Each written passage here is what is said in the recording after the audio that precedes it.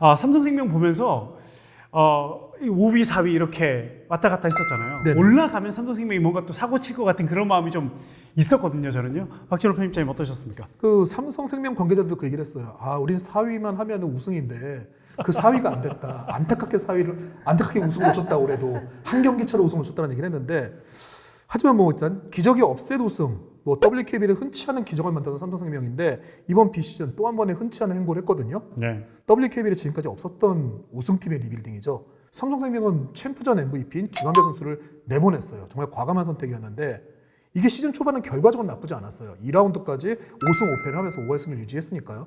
근데 이후 20경기에서 6승 14패, 승률이 3할밖에 안 됐습니다. 시즌을 11승 19패를 마쳤고 역대 디펜딩 챔피언 최저 승률이에요, 이게. 네. 그리고 삼성생명은 23년간 26회 연속으로 이어졌던 디펜딩 챔피언의 플레이오프 진출을 좌절된 최초의 케이스가 되고 말았습니다. 네. 그럼에도 불구하고 삼성생명은 말씀해 주신 것처럼 리빌딩을 선택했는데 그 리빌딩에 대한 기대, 시즌 전에 많은 관계자들이 잘했다, 앞으로 미래가 더 밝다라는 얘기를 많이 했었잖아요. 네네. 예. 일단은 아무래도 그 이어진 트레이드를 놓고 볼 때는 삼성생명이 상당히 실리를 갖췄다. 왜냐면은 삼성생명 관계자들이 그 얘기를 되게 많이 했어요. 우승은 했지만 이거 챔프전 다시 하면 우리 100% 진다. 너무 모든 운이 우리한테 따랐던 거고 우리는 할 수 있는 맥시멈을 다했다. 근데 다음 시즌에 또 어영부영 플레이오프에 올라가서 한다고 했을 때 과연 어느 정도 성적을 내야지 우리가 성공이라고 말할 수 있겠냐. 진짜 할 수 있다면은 2위 안에 들어서 뭐 바로 챔프전 올라가고 이것까지 해야 되는데 쉽지가 않다, 사실상. 그리고 김한별 선수의 나이라던가 여러 가지를 봤을 때 원래 삼성은 우승 전력을 그대로 가져가려고 했었어요. 근데 이제 워낙 BNK에서 김한별 선수에 대한 좀 니즈가 높았고 이런 상황들이 벌어지자 그러면은 냉정하게 결정을 하자라고 해서 좀 큰 변화를 갖고 온 거죠. 리빌딩을 했고 결과적으로 강유림 선수 얻었고 이제 신인 드래프트 스왑딜 같은 걸 통해 가지고 이해란 선수 뽑았고 이번 시즌에도 이제 또 전체 1순위 지명권을 가져갔거든요. 전체로 놓고 봤을 때 삼성생명은 장기적으로는 분명히 성공적인 리빌딩의 틀을 갖췄다. 하지만 이번 시즌만 놓고 봤을 때는 그런 준비를 한 팀이 만약에 플레이오프까지 갔다. 사실 2년 연속 일어나면 기적이 아니죠, 그거는. 네. 기적이 2년 연속 일어나는 걸 바라는 건 좀 쉽지 않았다고 생각합니다. 5위를 차지했지만 앞으로 미래가 더 기대되는 삼성생명이었던 것 같습니다. 김은혜 위원이 보실 때는 어떠셨어요? 뭐 저 역시도 뭐 다 말씀하셔가지고 제가 좀 할 얘기가 없을 것 같은데. 자르겠네요, 편집. 네. 내가 얘기 안 한 걸로 하는데. 네, 우선 지난 시즌 우승을 하면서 어떻게 보면 젊은 선수들의 경험 또 이런 성장에 초점을 두고 이번 시즌 이제 맞이하게 됐다 이렇게 보이기도 했는데요. 사실 뭐 여전히 배윤이라는 어떤 강력한 카드가 있긴 하지만 거기에 좀 뒷받침되는 카드는 확실하지 않았다 이렇게 저는 보이는 것 같아요. 이제 지난 시즌 보면 물론 김한별, 김보미가 있었지만 또 윤예빈도 있었거든요. 윤예빈 선수가 올 시즌 더 성장할 것이라는 어떤 기대감과 다르게 사실은 뭐 기록적인 수치면으로는 괜찮아요. 그렇지만 이제 배윤 뒤를 이을 차세대 에이스라고 하면 조금 더 폭발력 있는 모습을 보여줘야 되지 않을까 이런 생각도 했었고 강유림 선수 역시도 저는 늘 사실 기대를 많이 했었거든요. 어떤 외곽슛 면이나 또 어떤 삼성생명의 좀 미래를 이끌 자원이라고 생각을 했는데 그런 거에 비해 조금 기복이 심했다 이렇게 볼 수 있는 것 같아요. 매번 저희가 이제 농실랭가에 대해 본격적으로 치기 전에 리비더 바스켓을 그나마 버티고 있을 때 항상 라운드마다 그 얘기를 했었어요. 이번 라운드에 삼성이 뭔가를 보여주려면은 강유림의 역할, 그거를 이제 뭐 본인도 이제 슈터 출신이기도 하고 하니까 해야 될 역할이 있다라고 좀 강조를 해줬던 건데. 네, 삼성생명이 늘 어떤 공격의 플레이 스타일을 보면 워낙 인사이드가 그 배윤이라는 선수가 있기 때문에 좀 더 외곽이 원활하게 터질 때 결국에는 이 공간을 확실하게 더 잘 활용할 수 있다라고 생각을 했었거든요. 좀 그런 면에 있어서 강유림 선수의 활약이 더 기대가 되기도 했었는데 그래도 리그 막판에 그 코로나 이슈 있기 전에 삼성생명의 농구를 보면 이명관 선수나 이주연 선수가 외곽이 잘 터졌어요. 또 그때도 경기력도 나름대로 괜찮았다. 또 거기에다 강유림 선수가 역할을 조금 바꿨어요. 그 브레이크 이후에 움직임을 보면 어떤 슈터의 움직임보다는 4번 자리 포지션에서 움직임을 가져가면서 스크린 걸어주고 슛 쏘러 나오고 이게 과거에 하나원큐 시절에 했던 플레이였었는데 이런 롤을 조금 약간 롤의 변화를 주면서 되려 삼성생명이 전체적으로 좀 외곽이 잘 터지기도 했었거든요. 또 그런 부분에 있어서 저는 좀 강유림 선수 역할을 늘 주시하고 있었는데 조금은 아쉬웠던 것 같아요. 네. 네. 감유림 선수는 또 대학 출신이잖아요. 제가 또 그렇죠. 대학 농구 준비를 좀 많이 해서 나름 또 애정 있는 선수인데 대학에서 이 프로 가서 변신을 했던 그런 노력하기 때문에 아마 위원님 기대하시는 대로 내년 시즌은 또 네. 잘 변신해서 오지 않을까 그런 생각을 또 해봅니다.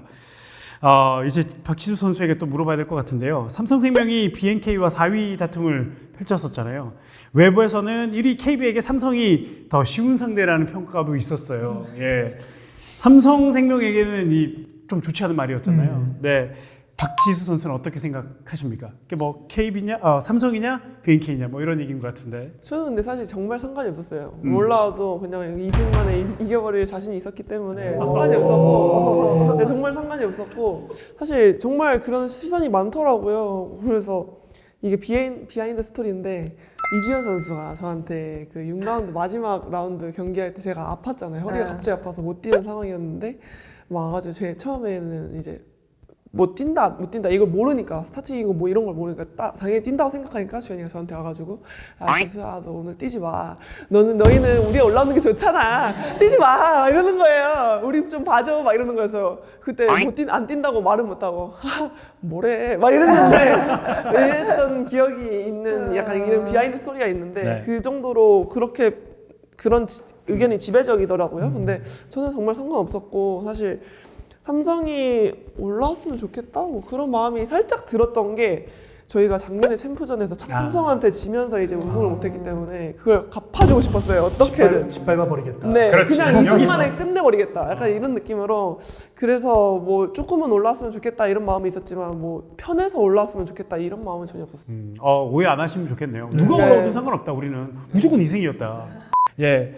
먼저 박진호 편집자에게 좀 네. 얘기를 좀 들어보겠습니다. 그럼에도 불구하고 삼성생명 리빌딩을 하고 있는 시즌이었고 또 좀 아쉽게 5위를 했습니다만 주목해야 되는 선수들이 인상적인 활약을 했던 선수들이라고 해야 될까요? 그런 선수들은 좀 있었을 것 같아요.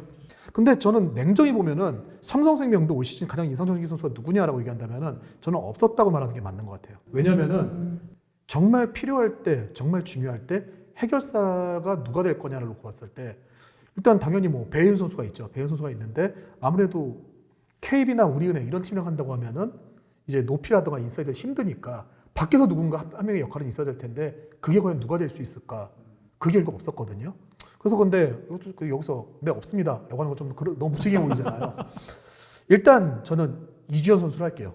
네. 그냥 양보해서 이주연이다 이건 아니에요. 이주연 선수가 28개에서 평균 32분 36줄 뛰면서 10.7점 4.8 리바운드 3.4 어시스트 그 모든 지표에서 역대 자기 커리어 하이를 펼쳤어요. 그러니까 당연히 좋은 평가를 받아야 되는 건 맞아요. 근데 제가 그럼에도 불구하고 여기에 이주연 선수 느끼기가 애매한 건 뭐냐면은 이주연 선수가 기복이 참 심했거든요. 그래서 그거 임금배 감독이 농담 뭐 제가 그 얘기를 했었어요. 이주연 선수 너무 잘하고 있는데 기복이 정말 좀 아쉽지 않냐라고 하니까 임금배 감독이 아유 뭐 주연이는 뭐 경기 기복이 아니라 쿼터별로 기복이 있는 선수다라는 얘기를 농담처럼 할 정도로 근데 일단 이주연 선수가 KB가 이제 이전에 우승했던 시즌이죠. 우리은행 플레이오프에 떨어질 때 이주연 선수가 정말 우리은행 상대로 잘했었어요. 그래서 그 다음 시즌에 이주연이 얼마나 무서워질까 했었는데 좀 부상 이슈도 있고 했지만 좀 주춤했거든요. 그리고 올해 올라왔어요.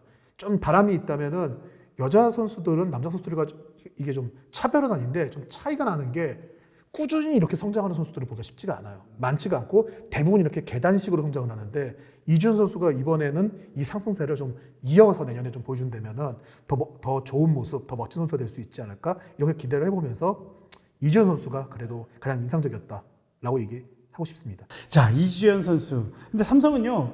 근데 이주연 선수뿐 아니라 모두가 좀 기복이 좀 심하지 않았을까요? 네, 한 경기 되게 잘하다가 다음 경기 기대하면 이제 조금 좀 아쉽고 그래서 확실한 해결사가 없었다라고 얘기하시는 것 같습니다. 그게 예. 사실 작년에 그 배현 선수 나와서 할 때 손대범 위원이 그때 나왔었는데 그때 손대범 위원이 되게 뻔뻔스럽게 내가 삼성생명 농구를 좋아한다는 얘기를 했었어요. 네. 근데 지금 웃잖아요. 네. 김은혜 의원부터 해가지고 해설위원들이 늘 하는 얘기가 삼성경기 너무 해설하기 힘들다고 그래서 나 무슨 얘기를 해야 될지 모르겠다는 얘기 되게 많이 했거든요. 네. 좀 그런 얘기는 김은혜 의원이 자 이제는 뭐 편하게 얘기할 수 있잖아요. 올 시즌은 그래도 조금 달랐어요.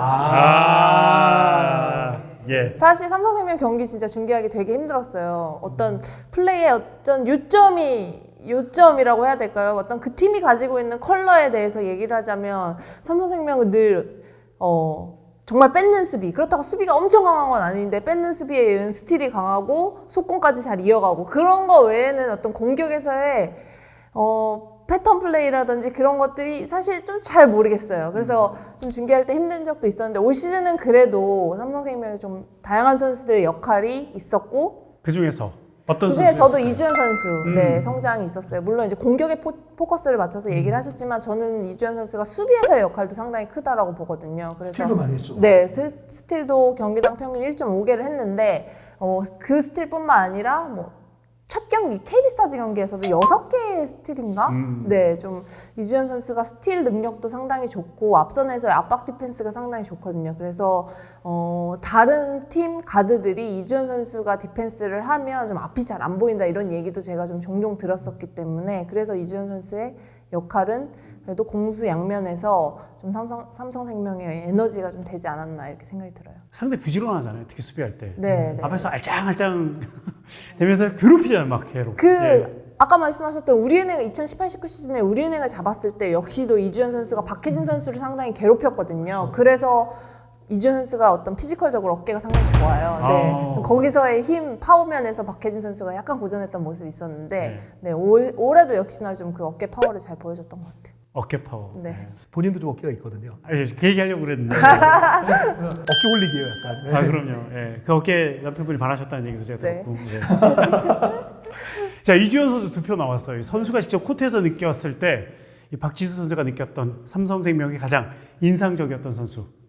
사실 저도 주현이를 생각하고 나왔는데 이유는 일단 주현이가 부상이 있었지만 그래도 그걸 잘 극복해가지고 좋은 모습을 많이 보여줘서 그런 주현이를 뽑으려고 했지만 이제 앞서 두 분이 주현이를 뽑으셨기 때문에 저는 좀 바꿀게요. 이야, 이 순발력. 네. 순발력. 프로예요. 네, 자, 프로예요 진짜. 저는 네. 이명관 선수. 와 저희 선수들끼리 조 언니는 진짜 골 냄새 맡는 것 같다고. 골이 터질 때 정말 그 슈타이밍도 정말 빠르고 그냥 골을 엄청 그냥 잘 넣어요. 근데 이게 물론 그게 기복이 삼성은 전체적으로 기복이 심해서 뭐 그런 부분은 조금 감안을 해야겠지만 약간 진짜 당국대에서도 그런 에이스 역할을 많이 했다고 많이 들어. 저는 뭐 당국대 시절 그 플레이는 많이 보진 못했지만 어떻게 했을지 약간 상상도 많이 가고 앞으로 이제 좀 더 많이 좋아질 것 같아요. 그런 예상을 해가지고 연관은.